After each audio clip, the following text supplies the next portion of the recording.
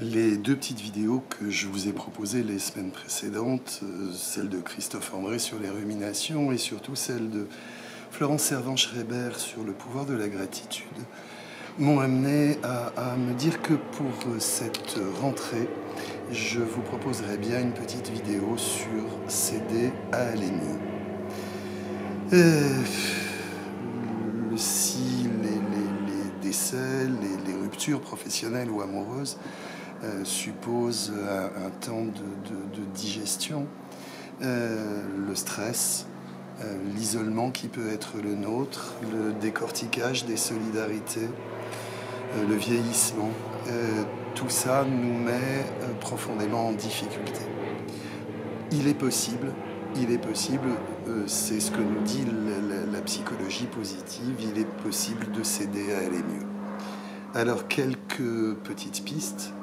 Des pistes traditionnelles comme la sophrologie ou le yoga qui travaillent sur le bien-être, la méditation de pleine conscience qui est particulièrement à la mode actuellement, sont évidemment des éléments, des outils qui peuvent nous aider. Le rire, on sait que le fait de rire et de rire tous les jours est quelque chose qui nous maintient, qui nous porte.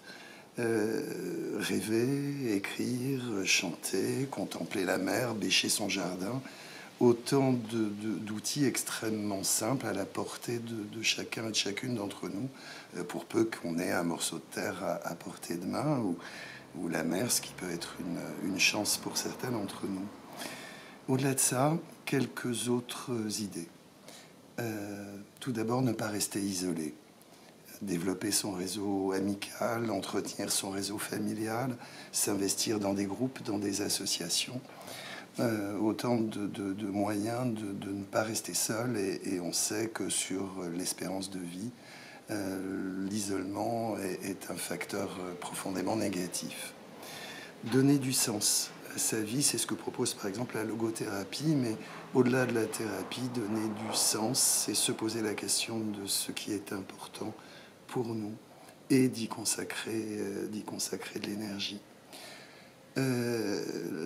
Lâcher prise, se donner des moments à moi, à soi, voilà quelque chose d'essentiel. Je reviendrai sur la question du lâcher prise très prochainement. Enfin, une dernière idée qui nous vient de la psychologie positive, se centrer sur ce qui va bien. Il peut être très très simple de se faire des petites listes chaque jour.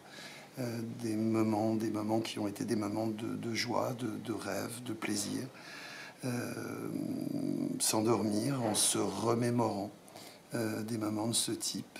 Autant de petites pistes qui pourraient, au-delà d'un travail de deuil, au-delà d'une psychothérapie éventuelle, autant de petits outils qui devraient permettre à chacun et chacune d'entre nous de se sentir mieux. Voilà pour cette vidéo de rentrée que j'ai choisi de placer sous un angle positif, vous l'avez compris.